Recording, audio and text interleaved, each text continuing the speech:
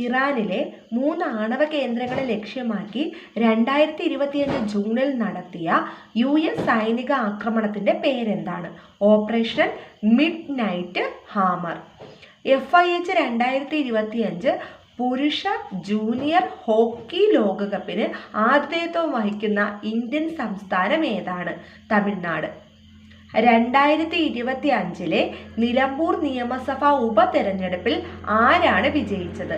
ആര്യാടൻ ഷൗക്കത്ത്.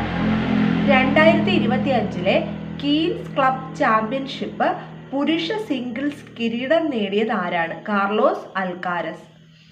2025 ജർമ്മനിയിൽ നടന്ന വനിതാ സിംഗിൾസ് ITF J200 ഗ്ലാഡ്ബെക്ക് കിരീടം നേടിയത് ആരാണ്?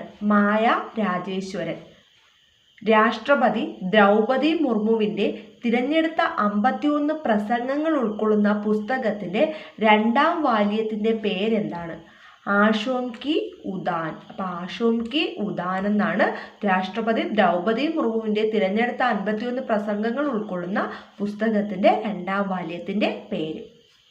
ന്യൂഡൽഹി 2025 ലോക പാരാ അത്ലറ്റിക് ചാമ്പ്യൻഷിപ്പിൻ്റെ ബ്രാൻഡ് അംബാസഡറായി ആരെയാണ് നിയമിച്ചത്? കങ്കണ റണാവത്തിനെയാണ് നിയമിക്കുന്നത്.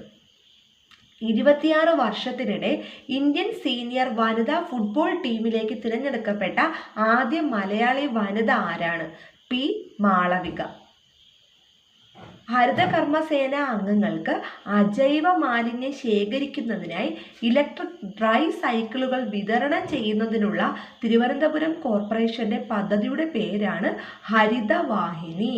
ഹരിതവാഹിനി എന്ന പദ്ധതിയുടെ ഭാഗമായിട്ടാണ് ഹരിതകർമ്മസേന അംഗങ്ങൾക്ക് അജൈവ മാലിന്യം ശേഖരിക്കുന്നതിന് ഇലക്ട്രിക് ഡ്രൈ സൈക്കിളുകൾ വിതരണം ചെയ്യുന്നത്.